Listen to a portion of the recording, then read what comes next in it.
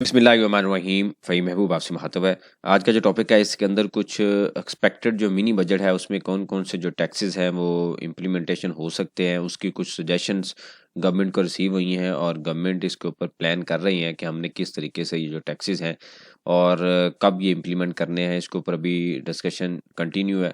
लेकिन एक चीज़ तो क्लियर है कि जब भी कोई एडिशनल लोन हम आईएमएफ की तरफ से लेते हैं तो उनकी कुछ फर्दर कंडीशंस आती हैं कि जब उन्होंने उस लोन की रिकवरी लेनी है या जो नेक्स्ट इंस्टॉलमेंट है उसको कवर करना है तो किस तरीके से करेंगे।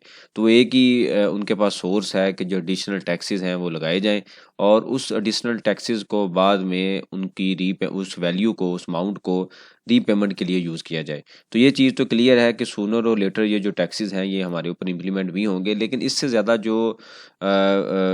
जो सुनने वाली बात है वो ये है कि अभी जो स्टार्ट से हम देख रहे हैं पिछले कुछ 4-5 बल्कि काफ़ी टाइम से कि जो सेल टैक्स रेट है वो 17% है। लेकिन अब इसके ऊपर डिस्कशन ये जारी है कि सेल टैक्स का जो रेट है वो 17 से 18 हो जाए या जो एक्सपोर्ट है उसके ऊपर जो टैक्स है यानी कि उसको ज़ीरो रेट से हटा के उसके ऊपर टैक्स लगाया जाए।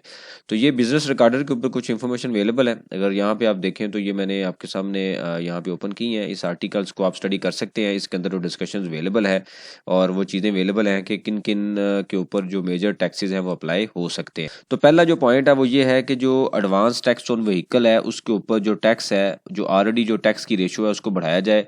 व्हीकल जो भी परचेज़ नहीं करे उसके ऊपर जो टैक्स है उसकी परसेंटेज को बढ़ाया जाए। क्योंकि अगर फॉर एग्ज़ाम्पल पूरे पाकिस्तान में 1 साल की अगर लेट्स से 5 मिलियन जो व्हीकल्स हैं वो सेल होती हैं तो उसके ऊपर एक सीधी-सी कैलकुलेशन है कि अगर उसके ऊपर जो भी टैक्स है वो लेट्स से एवरेज 50,000 है तो उसको डबल कर दिया जाए। तो ये एक बड़ा ईज़ी सोर्स है कि हम ईज़िली बजाए कि हम कोई सोर्स जनरेट करें, कोई रेवेन्यू के सोर्स जनरेट करें, हम सिंपल जो ऑलरेडी लोग टैक्स दे रहे हैं उसके ऊपर हम डबल टैक्स चार्ज कर दें।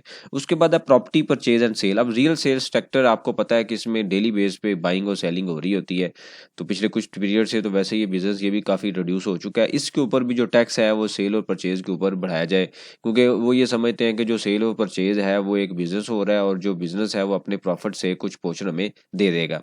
फिर ये आता है कि 7 जो अभी जो फाइलिंग है वो सिर्फ़ फाइलर्स के लिए है और रेज़िडेंट पर्सन के लिए है, तो उसको ये कहा जा रहा है कि जी इवन नॉन फाइलर है, तो आप इस फ़ॉर्म को फ़ाइल करें। ये भी एक सजेशन है। ऑब्वियसली वो तब फ़ाइल कर सकेंगे जब वो अपने आप को रजिस्टर्ड करवाएँगे और उसके बाद रिटर्न फ़ाइल करेंगे और साथ फिर ये जो फ़ॉर्म है ये फ़ाइल करेंगे। तो इसके ऊपर भी अभी कंटिन्यूटी है कि जो नॉन फाइलर को ट्रैप या किस तरीके से हमने उसको वापस जो फाइलर है उसकी फ़ॉर्म में या रजिस्ट्रेशन की फ़ॉर्म में लेके आना है। तो ये भी डिस्कशन कंटिन्यू है।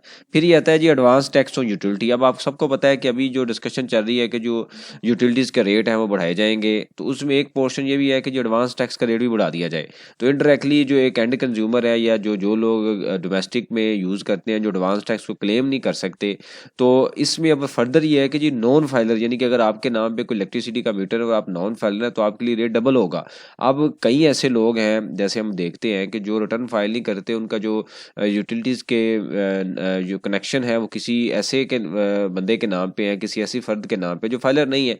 तो अगर वो बगैर सोचे समझे एक वर्किंग के बगैर ही हम ये कह दें कि जी जो फाइलर नहीं है उसके ऊपर रेट ज़्यादा होगा, तो ऑब्वियसली ये मेरे ख़्याल में एक अच्छा डिसीजन नहीं है। इसमें जो अल्टीमेटली जो इम्पैक्ट है वो एंड कंज्यूमर पे और जो अवाम है उस पे ट्रांसफ़र होगा क्योंकि फाइलर और नॉन फाइलर की कंडीशन ज़रूर अवेलेबल, लेकिन अगर एक बंदा है उसकी इनकम ही टैक्सेबल नहीं है, तो वो अपने आप को फाइलर करके बिजली का बिल जो है वो फाइलर की फॉर्म में कैसे आ सकता है? तो ये एक कंडीशन है जिसके ऊपर वर्किंग जारी है अभी, सजेशन है। तो ऑब्वियसली जब भी हमारे यहाँ कोई भी इस तरह का प्रपोज़ल बनता है, तो उसके ऊपर वर्किंग हो चुकी होती है और वर्किंग होने के बाद वो न्यूज़ हमारे पास आती है और कुछ टाइम के बाद बजट आ जाता है या कुछ सर्कुलर आ जाता है कि ये टैक्स इम्प्लीमेंट हो गया है। फिर ये रियल स्टेट जो सेक्टर है, जैसे हमने यहाँ पे डिस्कस किया है कि यहाँ पे टैक्स बढ़ाने की बात हो रही है, प्लस रियल एस्टेट सेक्टर को फर्दर जो मॉनिटर करने की डिस्कशन में कैपिटल गेन टैक्स को उसकी जो परसेंटेज है वो भी बढ़ाने के मतलब सोचा जा रहा है। प्लस उसका जो पीरियड है स्लैब है उसको भी इंक्रीज़ करने कम करने की के ऊपर गौर हो रहा है। तो ये डिफरेंट तरह की जो चीज़ें हैं वो अभी चल रही हैं। ये कुछ टाइम के बाद इसमें क्लैरिटी होगी, लेकिन सबसे जो अभी सोचने वाली चीज़ है कि अगर रेट जो 17% से 18% होता है सेल टैक्स का, तो ओवरऑल आपको पता है कि सारे के सारे जो प्रोडक्ट्स हैं उसके ऊपर इम्पैक्ट आ जाएगा और एक नई इन्फ्लेशन आ जाएगी। एक चीज़ें हर चीज़ की जो प्रोडक्ट की वैल्यू है वो बढ़ जाएगी क्योंकि अगर पहले रेट अगर हम 17% पे अगर 18 है, तो एक 1% का एक अच्छा खासा इम्पैक्ट होगा अगर हम सारी प्रोडक्ट्स को कंबाइन कर लिया जाए। तो इस वजह से ये अंडर डिस्कशन है। प्लस दूसरी सजेशन ये है कि जो एक्सपोर्ट्स हैं उसके ऊपर उसको जीरो रेटेड से हटा के उसको भी रिड्यूस रेट पे लाया जाए। अब आपको पता है कि जो एक्सपोर्टर हैं वो एक अच्छा रोल प्ले करते हैं, हमारे फॉरेन रेमिटेंस की फार्म एक अच्छा रोल प्ले करते हैं। तो अगर उसको के ऊपर भी इस तरह की लिमिटेशन आ जाए तो आपको पता है उसका जो इम्पैक्ट है डायरेक्टली जो ओवरऑल इकोनॉमी है, जो ओवरऑल जो इन्फ्लेशन है उसके ऊपर भी आएगा। तो ये एक डिस्कशन अभी कंटिन्यू है, इसके ऊपर फर्दर आपको पता है कुछ टाइम के बाद कुछ ना कुछ इसमें अनाउंसमेंट स्टार्ट होंगी, क्योंकि अगर ये IMF की डील मैच्योर हो रही है तो उसके पीछे बैकएंड पे कुछ इस तरह की लाजमी चीज़ें हैं जो भी हमें नज़र नहीं आ रही, कुछ टाइम के बाद ये पीर होना शुरू हो जाएंगी। इससे रिलेटेड कोई अपडेटेड इन्फॉर्मेशन आएगी या इस सेक्शन में कुछ चेंजिंग आती हैं तो मेरी कोशिश होगी कि आपको अपडेट किया जाए। थैंक यू वेरी मच, जज़ाकल्लाह।